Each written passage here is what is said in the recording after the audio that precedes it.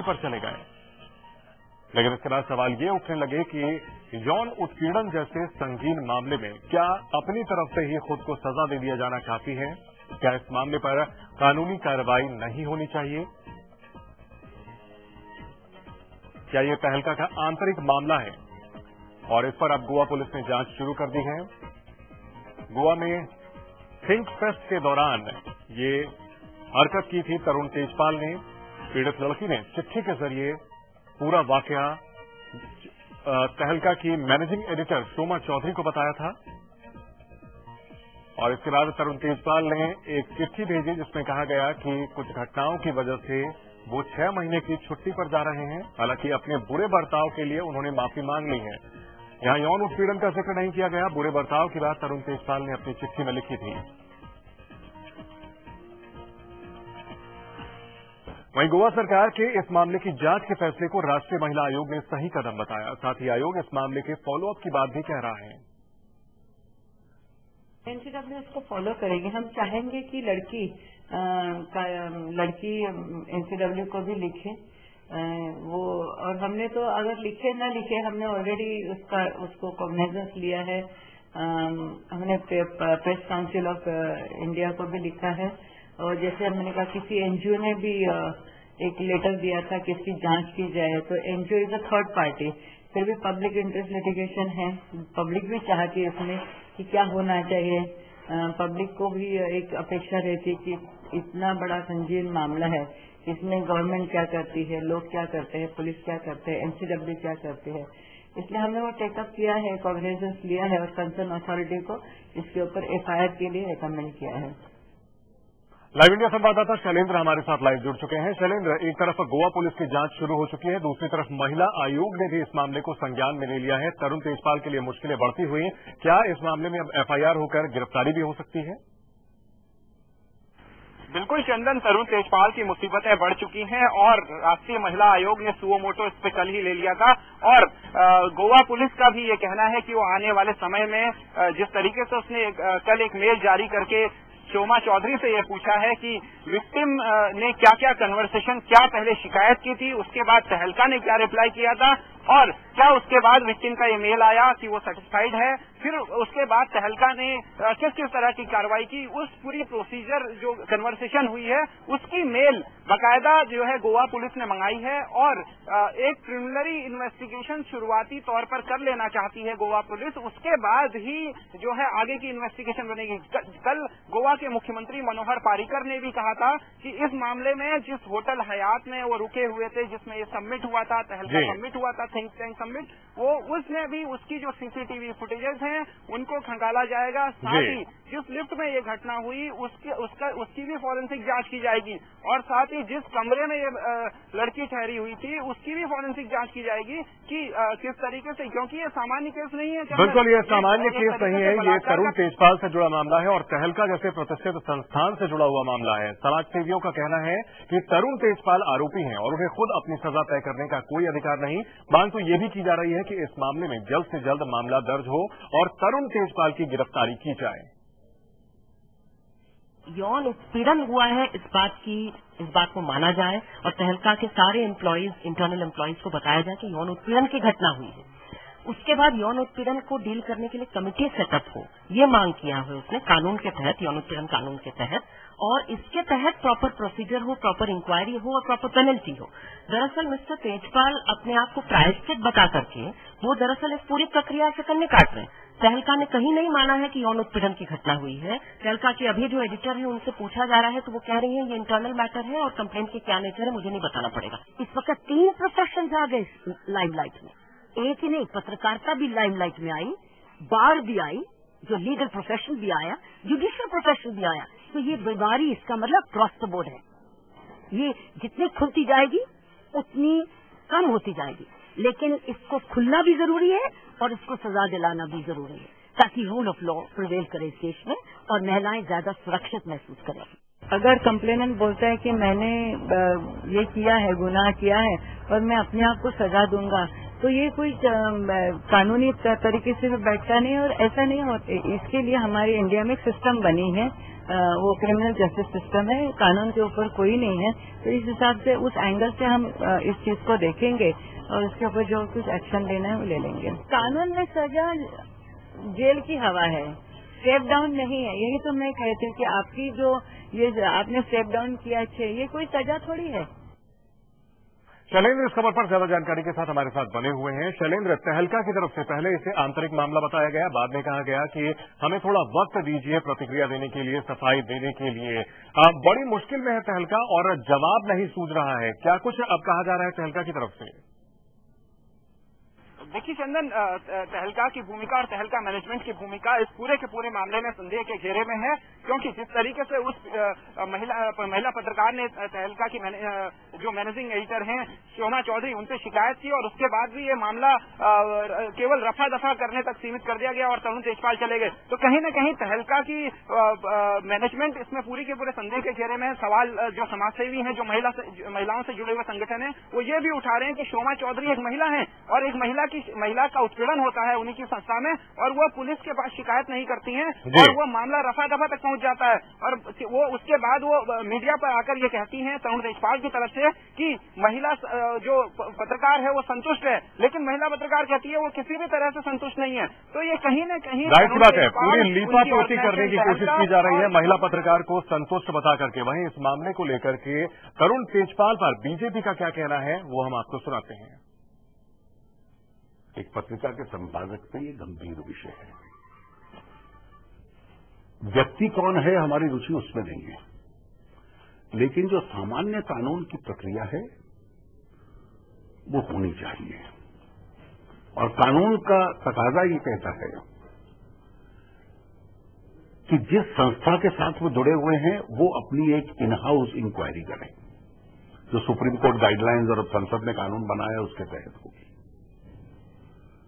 इसके साथ साथ क्योंकि ये अपराध है और विक्टिम के साथ साथ समाज के भी हित में जाता है कि जो लोग ऐसा अपराध करता है उसको सजा मिले, पुलिस अपनी कानूनी कार्रवाई करे। यौन उत्पीड़न के आरोप में तहलका पत्रिका के संपादक तरुण तेजपाल की जल्द गिरफ्तारी हो सकती है और गोवा पुलिस समन भेजकर तेजपाल से पूछताछ करेगी। गोवा सरकार ने मामले को में नोटिस लेते हुए होटल से सीसीटीवी फुटेज भी मंगवा लिया है।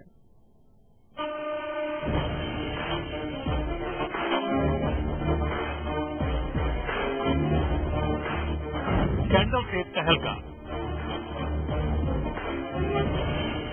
दफ्तर की ही एक महिला अपने ही बॉस पर यौन शोषण का इल्जाम लगाती है। बॉस आरोप कबूल करता है और एक जज की तरह खुद अपनी ही सजा का ऐलान कर देता है। क्या इतने भर से ही कहानी खत्म हो गई? बिल्कुल नहीं, बल्कि कहानी यहीं से शुरू होती है। क्या आरोपी अपनी सजा तय कर सकता है?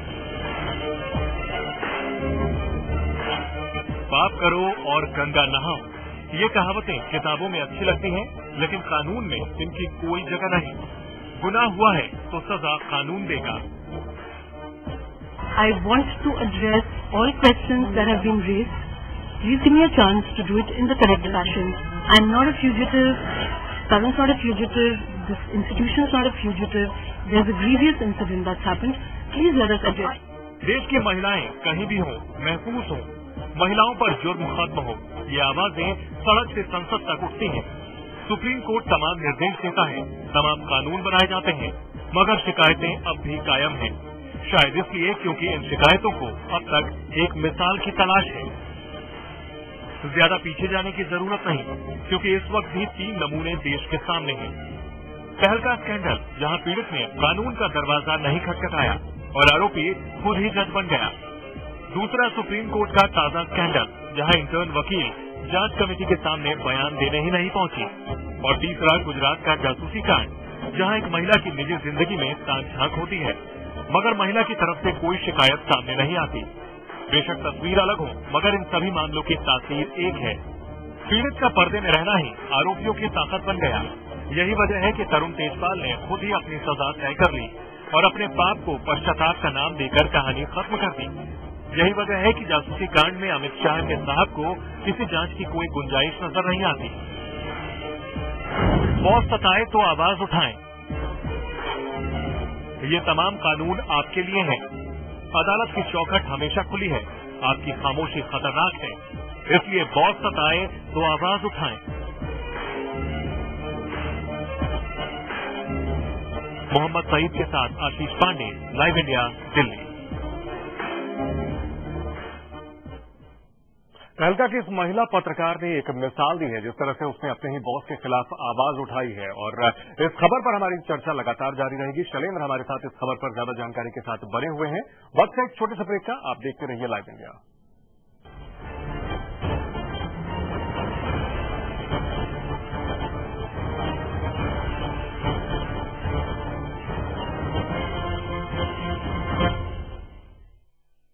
समय जैसे जैसे बदलता गया वैसे वक्त के साथ साथ बच्चे भी जवां हो गए। अब उन्हें अपने घर में जो भी कुछ है उससे ज्यादा जो नहीं है इसका एहसास झट से होने लगा। पर अब उनकी खुशियां ही माँ बाप का भविष्य होती है ना। जमा पूंजी भावनाओं की खुशहाली लाखों की। Samruddha Jeevan multi state multipurpose cooperative society limited.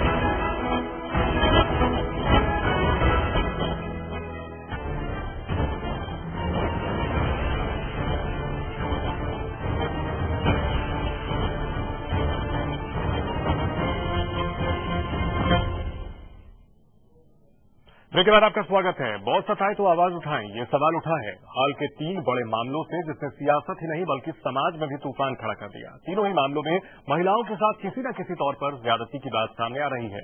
ताजा मामला पत्रकारिता की जानी मानी संस्था तहलका का है, जहां के संपादक ने यौन उत्पीड़न के केस में माफी तक मांग ली, लेकिन अब इस मामले में गोवा पुलिस केस दर्ज करने की तैयारी कर रही है।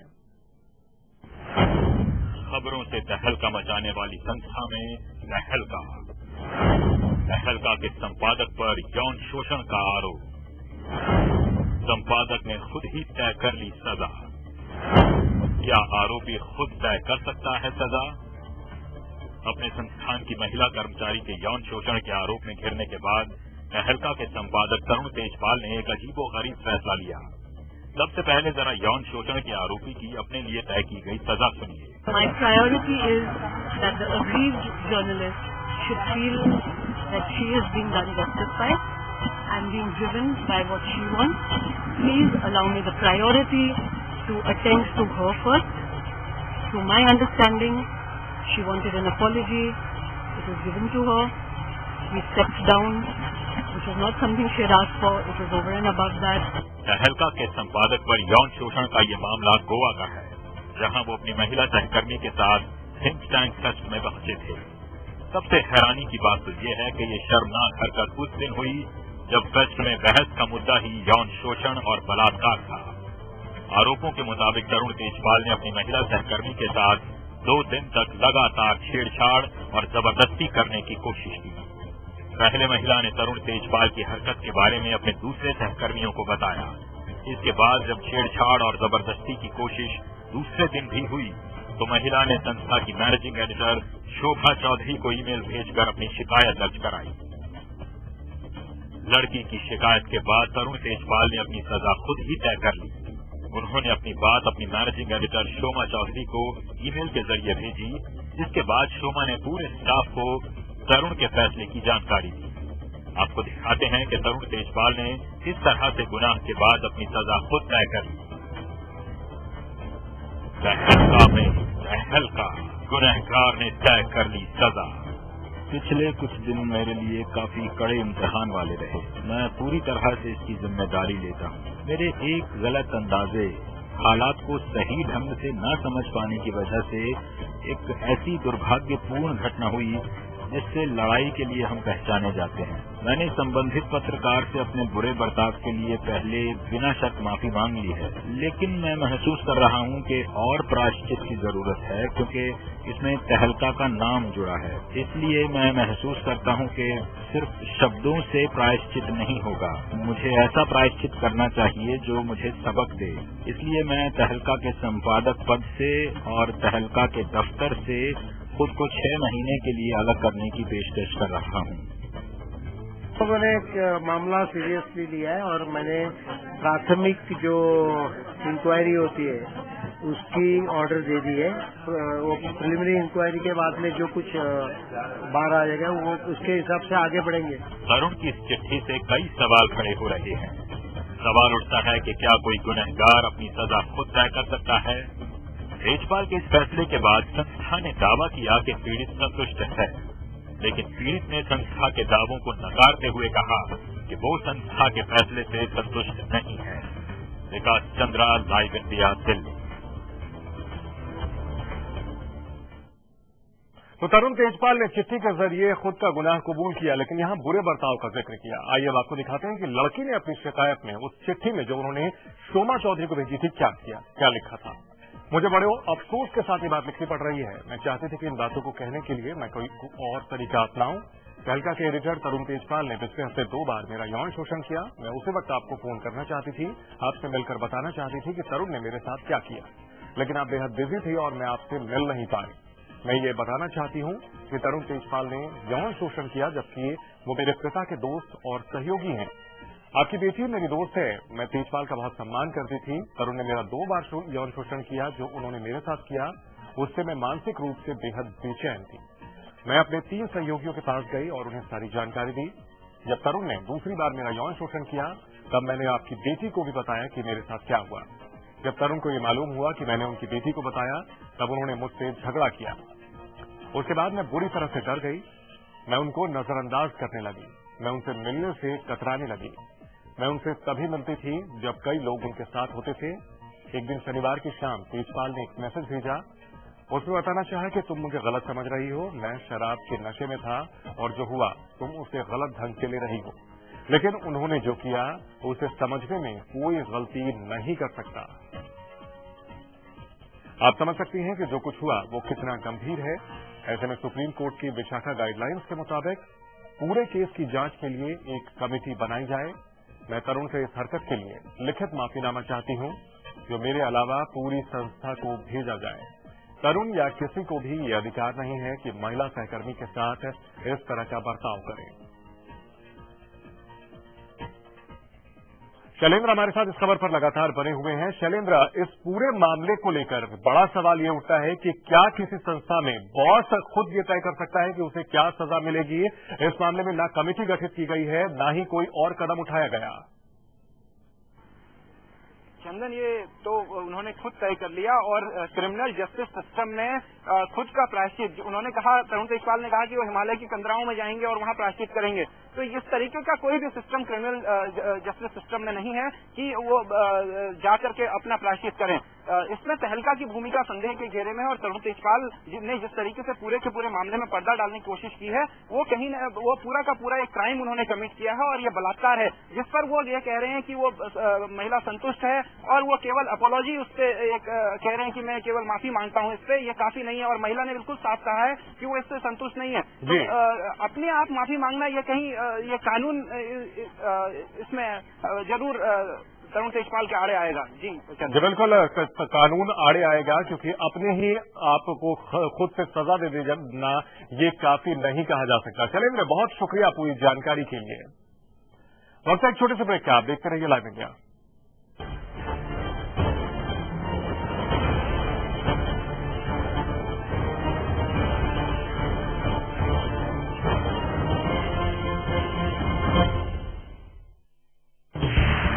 नजर है देश के सूरत हाल पर, नजर है सियासी दाव पेच पर,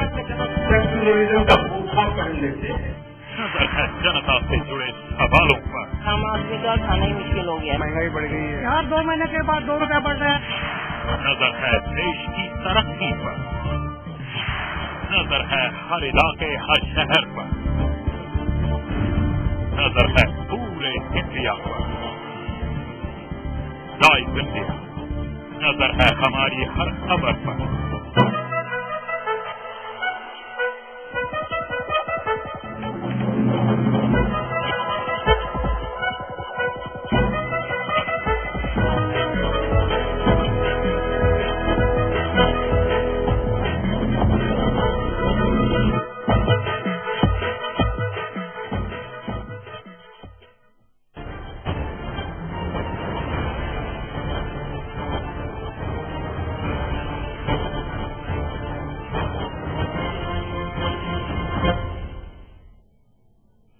ब्रेक के बाद आपका स्वागत है। कामकाजी महिलाओं के यौन उत्पीड़न को रोकने के लिए देश में कई कानून हैं। खुद सुप्रीम कोर्ट भी विशाखा गाइडलाइंस के जरिए कई निर्देश दे चुका है, लेकिन अफसोस कि ऐसी कहानियां लगातार सामने आ रही हैं।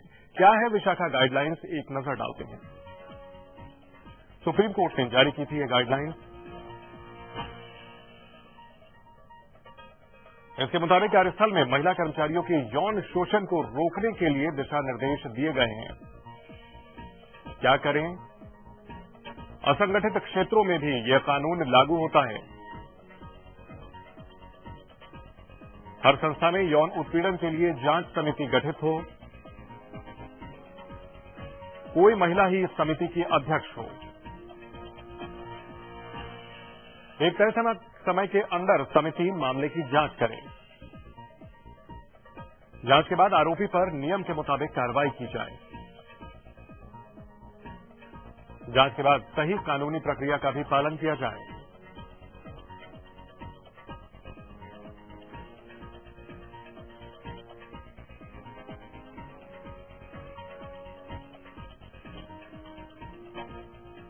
तरुण तेजपाल के ऊपर यौन उत्पीड़न का आरोप लगने के बाद इस मामले पर अब सियासी पार्टियों का क्या रुख है, आइए आपको दिखाते हैं बीजेपी और कांग्रेस की प्रतिक्रियाएं।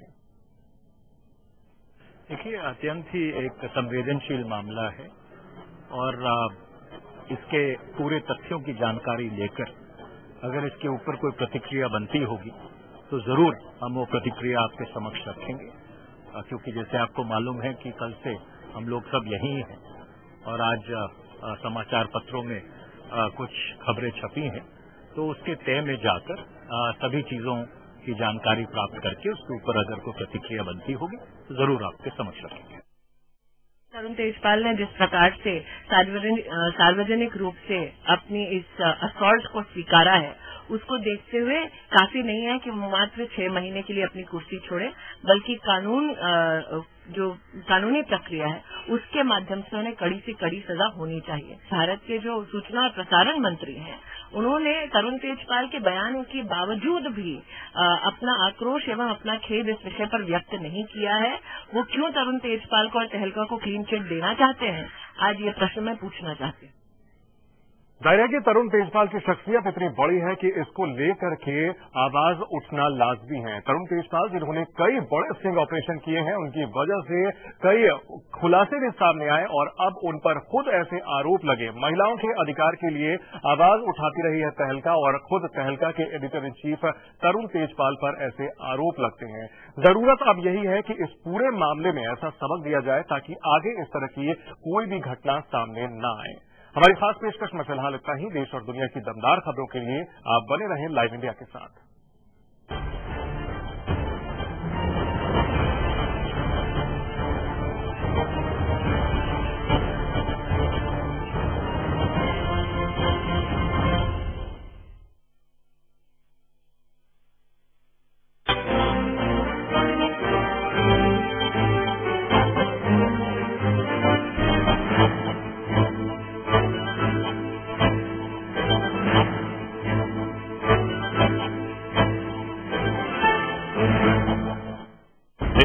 कोने कोने से वो खबर जो जुड़ी हो आपसे, मुद्दा राजनीतिक हो या सामाजिक, देखिए दिन भर की हर बड़ी खबर रोज 7 PM इंडिया और 9 PM इंडिया, सिर्फ लाइव इंडिया पर।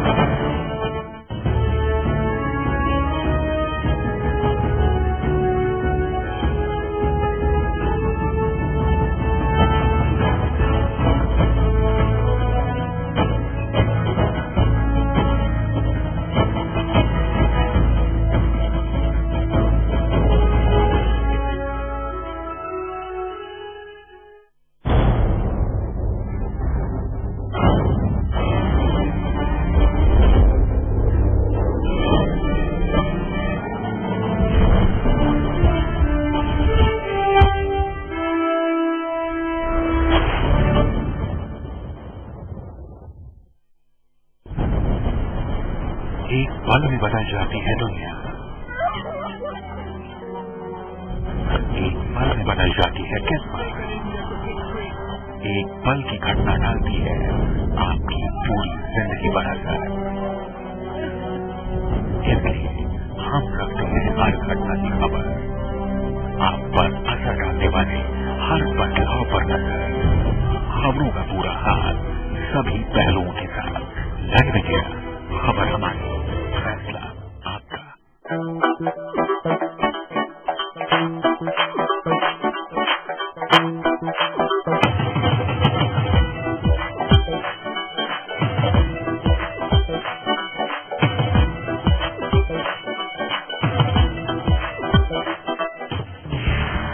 नजर है देश के सूरत हाल पर, नजर है सियासी दाव पेच पर,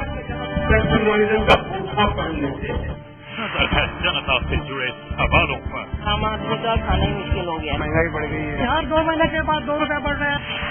नजर है देश की तरक्की पर, नजर है हर इलाके हर शहर पर, नजर है पूरे इंडिया पर। लाइव इंडिया, नजर है हमारी हर खबर पर।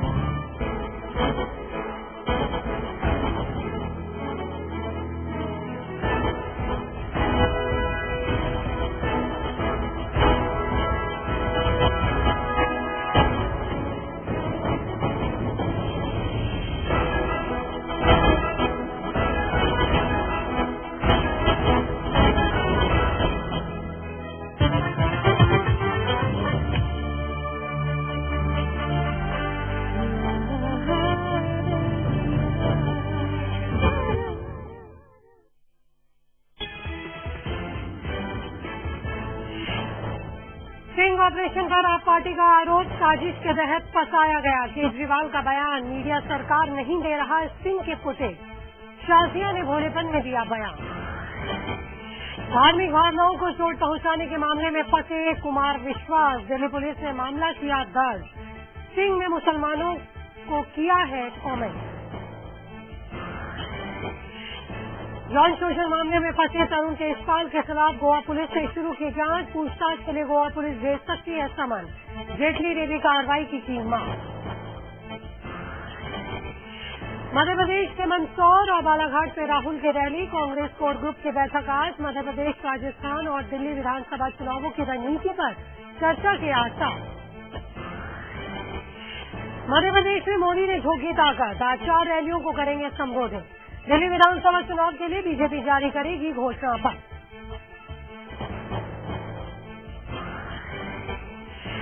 अवैध खनन मामले में कर्नाटक के इंफ्रास्ट्रक्चर मंत्री पर लटकी तलवार। मुख्यमंत्री की राय पर संतोष लाड दे सकते हैं इस्तीफा। कैश वोट केस में आरोप तय करने का पर फैसला आज। संसद में विश्वास मत हासिल करने के बीजेपी सांसदों को क्रॉस वोटिंग के लिए उकसाने का आरोप। आंध्र के तट पर दोपहर के बाद टकराएगा तूफान हेलेन। तटीय इलाकों से हटाए गए लोग, अलर्ट जारी।